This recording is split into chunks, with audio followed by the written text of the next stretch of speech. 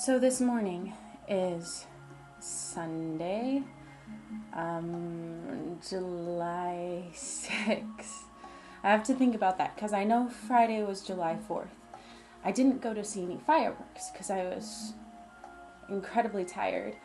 Even though my roommate or my housemate, she invited me to go with her and her boyfriend, but I turned it down. And it was much needed rest.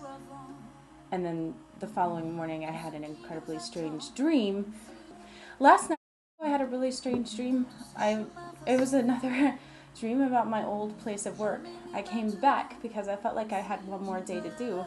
And then I realized once I got there that I didn't. I think it has something to do with the fact that yesterday when I went to the 99-cent store to do my grocery shopping, I caved in and bought a 59-cent root beer from the cold drink refrigerator. So, yeah, I indulged. But once in a while, you gotta do something. I mean, life is not all that easy. You gotta have fun once in a while. I went to the library and hoping to read while I waited for the bus, but unable to.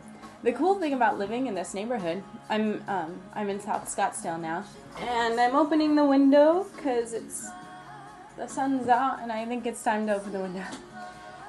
I'm in South Scottsdale now, and there's a free neighborhood trolley that comes through here that will take anybody around the neighborhood in the general vicinity, and then also to Old Town Scottsdale, where one of the most incredible libraries ever is. Well, I'm sure it's not one of the most incredible ever.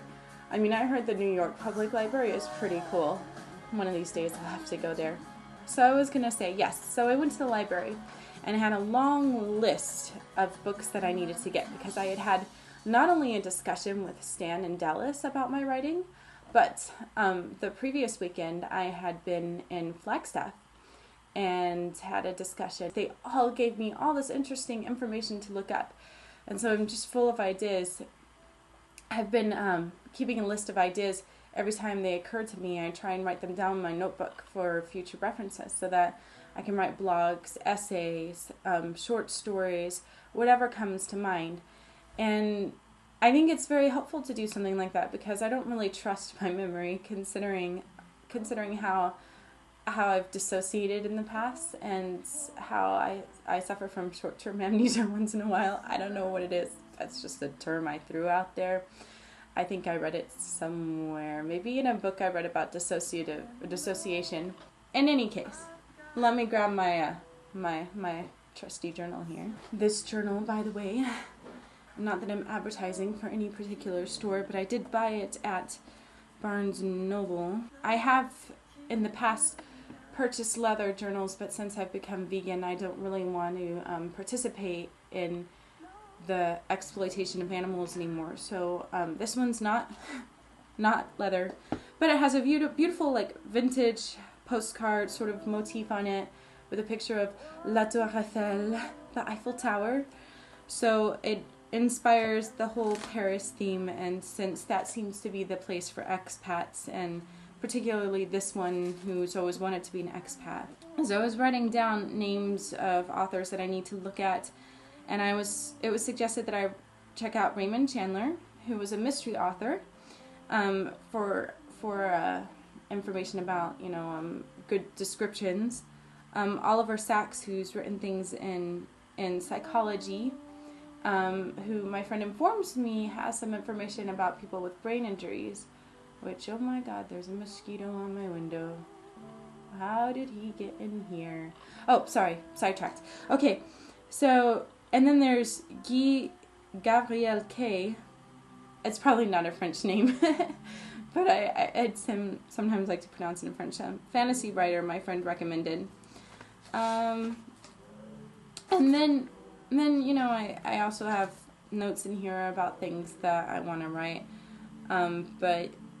But my friends Stan and Dallas actually recommended for me Marathon Man by William Goldman, The Bell Jar, The Right to Write by Julia Cameron, Slaughterhouse-Five, One Way to Write Your Novel, Writing Down the Bones, which is the one I'm reading right now, and it's excellent. And it's actually a quick read, But I'll probably go back and review some of it because the sections are very, very short and they're very precise as to the subject that they're referring to. Like there's an entire section that has a list of ideas to sort of spur on creativity, different writing ideas. So it's really good.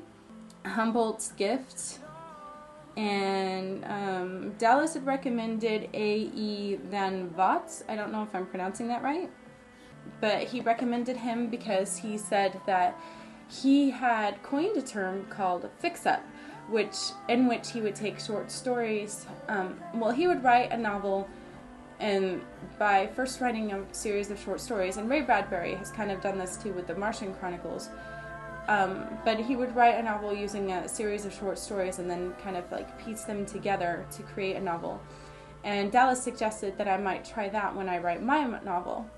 The problem with my novel is that it began as a memoir and still reads very much like a memoir, despite the fact that I've changed many names and added more dialogue and scenes that did not occur in the real story, but that I thought would help the story along. So I went to the library and I checked out a number of books, some of which were not on the list, but most of them were. Also been learning a lot about Gandhi, and I checked out a copy of Jesus Christ Superstar, which I've been listening to a lot lately, even though I don't really consider myself religious anymore. But I still consider myself very spiritual and fall along the lines of somebody like Joseph Campbell, who may not necessarily have been religious, but at the same time found something that was useful in teaching you how to live, how to be a human being in any sort of mythology or religion. I think in his point of view, religion was pretty much the same as mythology. I don't really think he took it all as true. He took it more as symbolic. And that's how I've always kind of leaned for a while, so that actually makes sense to me. So there was something I was going to talk about. It's just I got very sidetracked. I'm getting back into the letter writing mode, and I wrote a letter to Ruth this morning. I thought it was very important that I do so. She has agreed to write the story of the Goffs, which is my grandmother's family. That was my grandmother's maiden name. I asked her if she could do it because I wanted to learn more about my grandmother, who, as a single mom, had been able to take care of and raise my dad as not only a single mom, but a divorcee during a time, the 1950s, when it really was not an easy time for a woman, let alone a divorced woman who's trying to support a child. My father's father actually didn't support him at all, so it was my grandmother totally and independently supporting him. My cats are at the door. However, she had her education. She had a bachelor's degree in education before my dad was born, and then after he was born, she received her master's degree in psychology, and she works, in various different places. So it's a pretty interesting story, and I'd like to learn more because in my own life right now, I'm going through kind of a lot of struggles financially and trying to find a job and trying to find direction and so on. I do know for certain that I want to write. I want to continue with my music. I asked Stan, what age he was when he knew he wanted to be a writer, and he said he knew from the age of 14. I thought back on, when I was 14, I wanted to be a singer on Broadway. I'm 28 now. It's kind of a little too late to start that. However, I haven't lost the gift to be able to sing. I play somewhat crummy piano, but it works somehow, and if I practice, it might be better. And so I make recordings, and I give them to my friends, and it probably annoys the hell out of them, but that's okay, because, they're my friends. They should like me no matter how crazy I am. And that's that. Besides, how many people sit and talk into a microphone at 6 a.m.? Yeah. So I am a little crazy, but I think it's forgivable craziness. Until next time, this is Clara, and you are a saint for listening to this. I don't know how to end this. Okay, bye.